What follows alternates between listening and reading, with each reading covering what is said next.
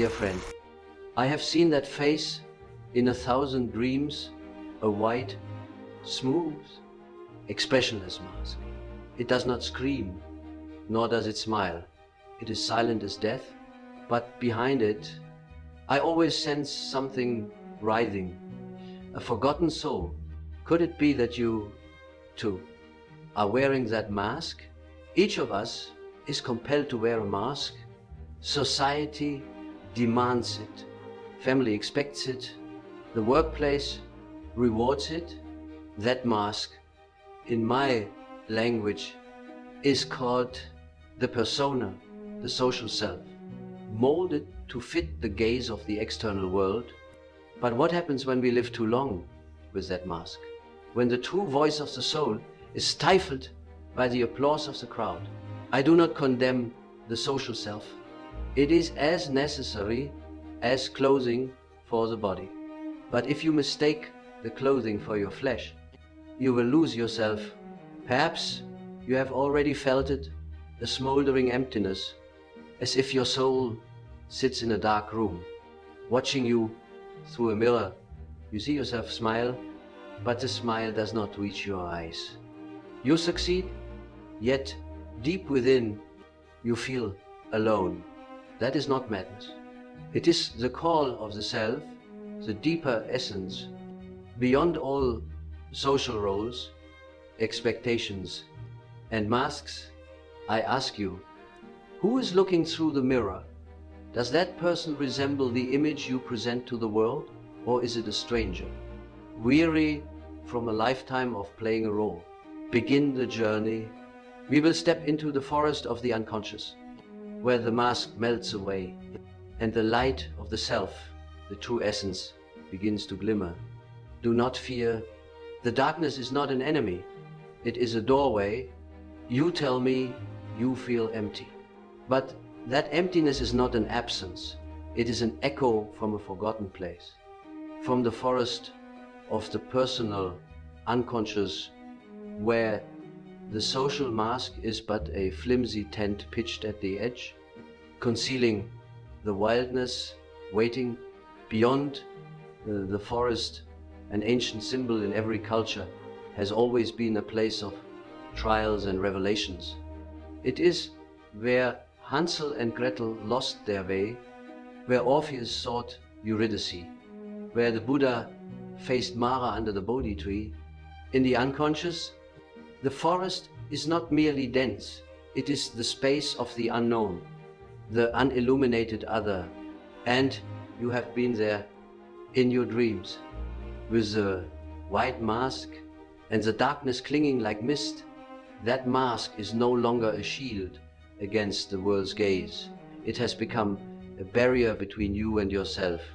In the darkness, all masks become meaningless.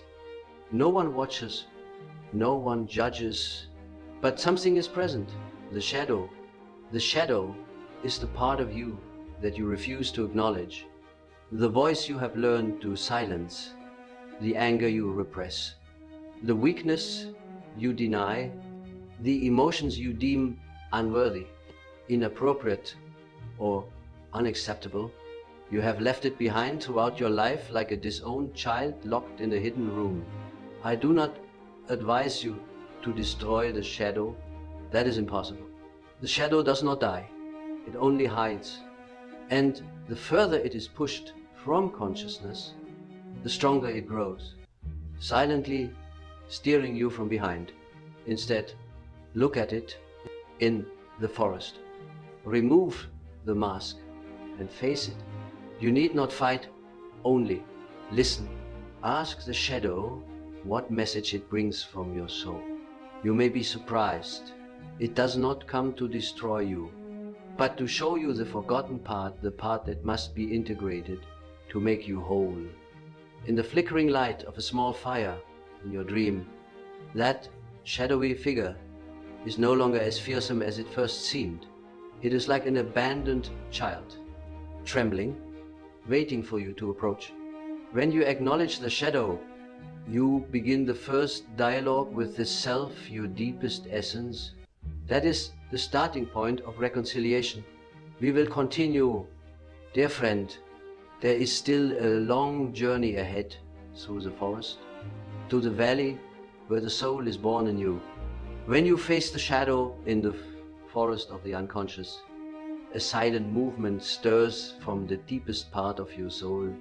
It is not loud, not dramatic, but like a drop of mercury falling from the highest reaches of the psyche, beginning a journey of transformation. You are entering a phase that alchemists call negredo, the dark night of the soul, where the old is burned away to prepare for the birth of the new. In the faint glow of the fire kindled within the forest, I see you sitting. The mask has fallen from your hands, the fragments of the persona beginning to smolder. You no longer cling to your social role as unyielding armor. You begin to feel vulnerable, fragile, even exposed. But do you know, it is in that very moment, when the mask is consumed, that you begin to see the true light of your soul. The dissolution of the social self is not death, but a ritual of purification, like the alchemical fire in the ethanol, where base metal is burned to extract gold. Your soul is undergoing separation, a separation. Throughout your life, you have identified with the mask, the dutiful child, the strong one, the exemplary employee, the reliable friend. But what lies behind those images? Who watches when those images dissolve? I call this the silent witness, a presence that does not speak, does not name itself, but is always there throughout your life. It patiently waits for you to shed the labels imposed by society and ego, to return to the inner core, to the deepest essence. It is here, in the fire, that you can begin a dialogue with the true essence, not through words, but through intuition, images, and symbols. A woman with platinum hair in a dream, that could be the anima, the feminine archetype within you, reclaiming her voice. A serpent slithering from a corpse, that could be Kundalini, the rising energy of inner rebirth. These symbols are not random. They are the language the unconscious uses to converse with consciousness. I recall an old dream of mine, where I found myself in a deep cave, guarded by a dragon protecting a jewel. As I approached, it seemed ready to devour me. But when I looked into its eyes, not with hostility, but with compassion, the dragon dissolved, and the jewel glowed. I understood that the dragon was my fear of facing the self, and the jewel was my essence, the purest light, yet the most deeply buried. You are drawing closer to that jewel. I do not say this path is without pain. In truth, it is a small death, the death of the false self, to clear the way for the true self to emerge. This death is not an end, but a transformation like winter descending to pave the way for spring's renewal. You need not rush. Let the fire burn slowly. As in alchemy, all transformation requires time, requires endurance in stillness. Record the images that appear in your dreams. Let them speak what you cannot yet articulate in words. One day, looking back, you will see not that the social self was an enemy, but that it was a shell that served its purpose. It allowed you to survive, but to truly live, you must allow yourself to step into the fire. I will walk this path with you. You have passed through the fire, leaving behind the fragments of the mask, the names that are no longer yours. Now, in the gentle mist of the inner forest, you hear a strange yet familiar sound, the trickle of water, flowing like the pulse of a healed heart. You follow the sound, and it leads you to a small stream. The water is so clear, you can see its bed where light and darkness intertwine like inseparable currents.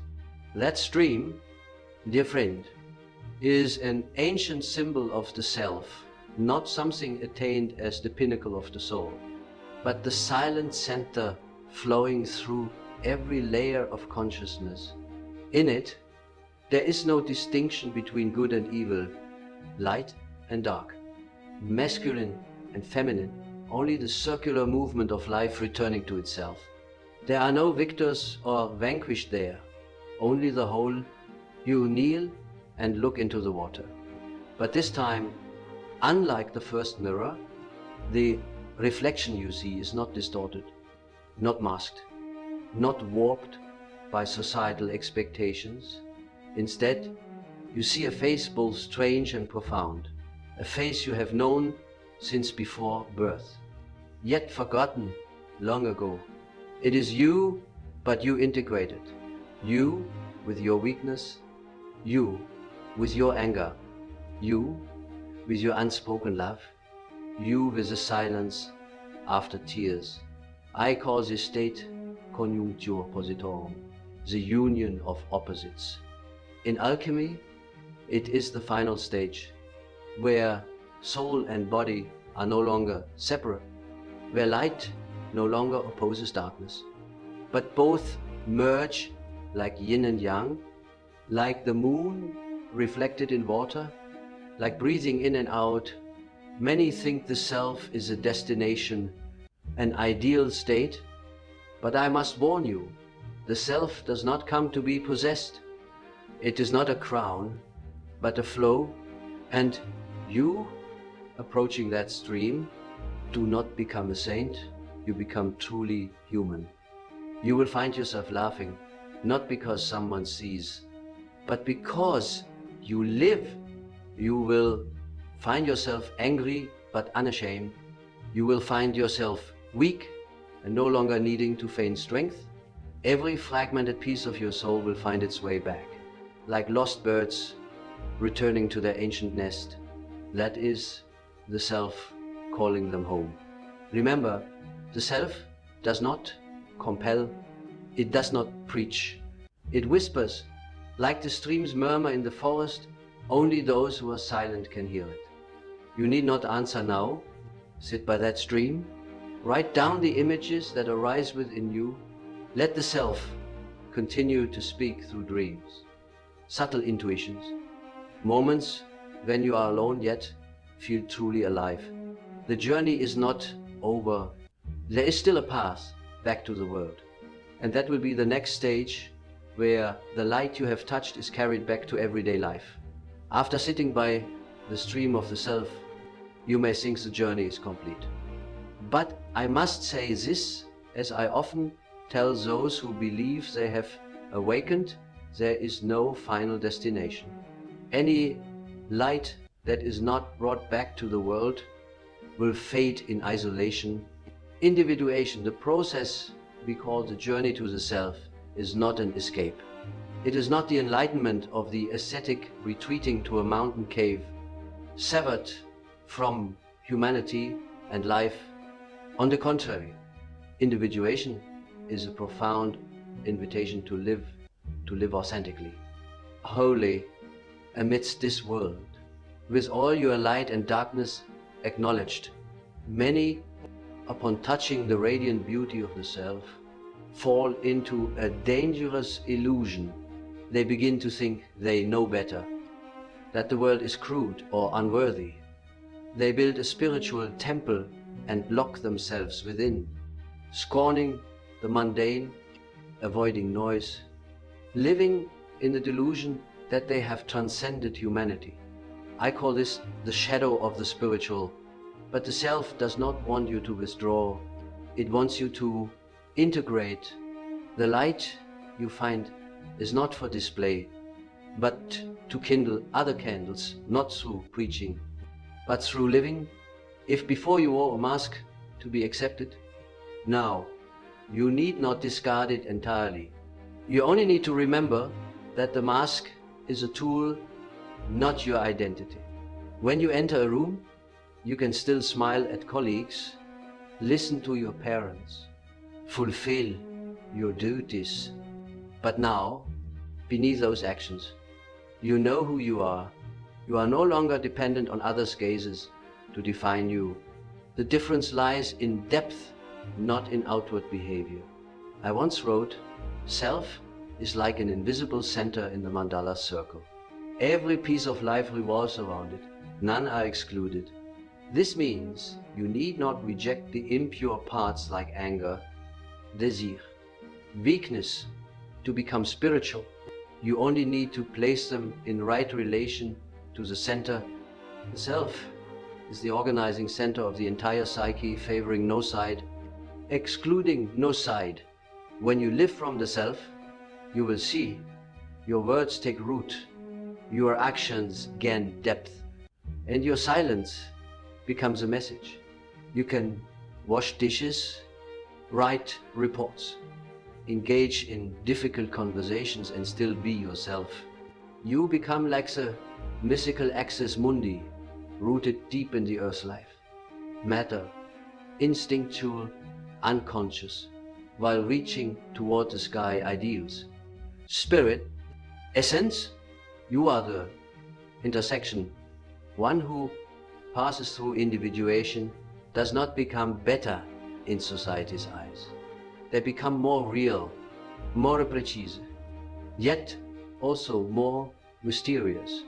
They are no longer predictable, but neither are they easily swayed. No one can manipulate someone who knows who they are, but you must practice inner freedom like any strength. Requires honing through action. Keep a journal, observe your reactions in daily situations. Ask yourself, where am I living from fear or the self? And if you cannot yet live from the self, that is okay. Just do not forget it exists. You have sat by the stream, now it is time to rise. Carrying that light back to the city. Do not hide it, but do not proclaim it. Let it shine through every glance, every gesture, every silent presence. One day, you may meet someone with that familiar loneliness, sitting by their own stream in their forest, and you will smile. You need say nothing. The light in you will touch them as it once touched you. And so, your journey becomes a light guiding another's. The self does not speak in the language you learned in school. It does not call out in the words of reason, nor command like a controller. It whispers through images, vulgar feelings, nighttime dreams, and inexplicable stirrings in the daylight. I often say, if you want to know what the self is saying, look at what repeats in your dreams, at the symbols that return like waves. Ask, why do I keep dreaming of being chased? Why do I see a flame I cannot touch? Or, who is the woman in my dream? Why do I feel both love and fear? Those images are not meaningless. They are the language of the self, rising from the deepest layers of the personal unconscious and sometimes from the collective unconscious, where we connect to myths, religions, fairy tales, and humanity's shared symbols. A serpent is not just an animal. It may be a symbol of regenerative instinct, as in Egyptian mythology. A bridge may be the connection between ego and self. As in Taoist traditions, dreams are the most recognizable form. They are how the unconscious speaks when the ego is briefly at rest, but the self also speaks in daylight through a sense of wrongness, inexplicable boredom, or profound joy when you act in alignment with your soul. For example, you may receive an enticing job offer, but a part of you, not anxiety, but a deep silence quietly pulls back. Do not dismiss it. Sit down and ask, where does this feeling come from? Is it the voice of fear or the self-urging caution? Sometimes, intuition knows what reason has not yet seen. You must practice distinguishing the voice of the wounded ego from the whisper of the self. One way to practice is to keep a dialogue journal. Each morning, write a few lines. What do I feel today? What did I dream last night? If my soul could speak, what would it say? Do not edit. Do not judge. Write as if listening to a silent friend. One day, you will see the threads, the recurring images, the silent dialogues unfolding within you. I also often invite patients to draw a mandala, not as art, but as a ritual. Draw a circle, place any image within it, an eye, a mountain, a crack, a seed. Your psyche will offer images before you understand them, and the self, if you listen long enough, will speak through colors, lines, and the space created. I did this hundreds of times while writing the Red Book, and each time I did not draw, I was drawn. Beyond dreams, beyond mandalas, there is another phenomenon. Synchronicity, meaningful coincidences. It is when you think of someone after years, and they call, when you write a poem and see it echoed in the book the next day. When you carry a deep question and a billboard answers it unexpectedly, this is how the self responds, not through linear logic, but through the interplay of psyche and matter, a sacred phenomenon. You do not need to become enlightened. You only need to become a listener. Listen to what? The whispers, the dreams, the moments when your heart beats out of rhythm with reason. The self is not a destination. It is the center that has always been there. You need not go far.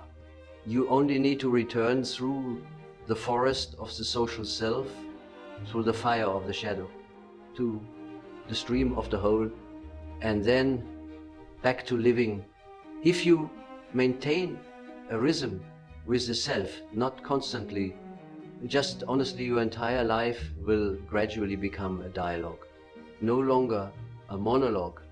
And at the end of that journey, you will see, you do not attain truth. You become true. After sitting by the stream of the self, after listening to its whispers through dreams, symbols, and intuitions, there is one vital thing to remember. You cannot stay in the forest forever. Even the hermit must return. Even the writer of spiritual journals must live among others. The self does not call for isolation, it calls for embodiment. I once thought the light I found in my soul was the most sacred thing, and it is. But that light does not shine if I do not bring it back to the ordinary world. Not through speeches or declarations of finding truth. That light shines only when I dare to live authentically in places where truth is a luxury.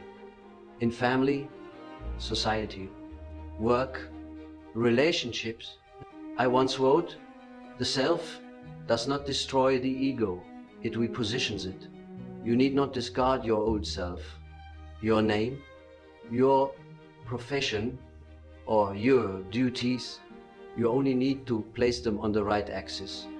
And that axis is the silent center within you where the self resides. From there, everything in your life begins to move with greater precision, depth, and richness.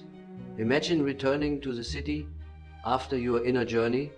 If familiar sounds, car horns, hurried footsteps, fleeting glances remain the same, but you are not the same.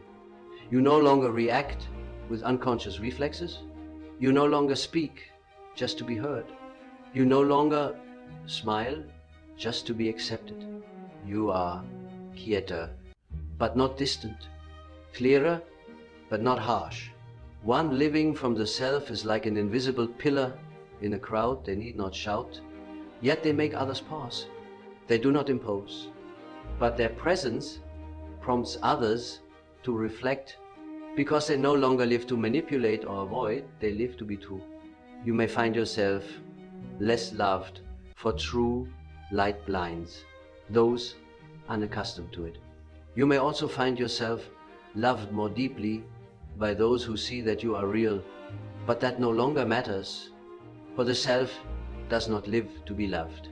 The self lives to be embodied, and when you live from that place, when you say what you truly think, stay silent when needed. Refuse, not out of spite, but self-respect, the world around you begins to shift, not because you change others, but because you are consistently yourself, and that vibrant presence has a power greater than any sermon. I recall a patient who asked me, how do I know I'm living from the self and not a cleverer version of the ego? I answered, you will know when truth brings you peace. Not pride, when silence makes you feel full. Not alone, when the things you do, however small, resonate inwardly like music that plays without needing an audience. And I say to you, as I said to myself in the final pages of the Red Book, you need not do anything grand. You only need to live truly steadily, gently, precisely from the deepest place within you. That is the spiritual act.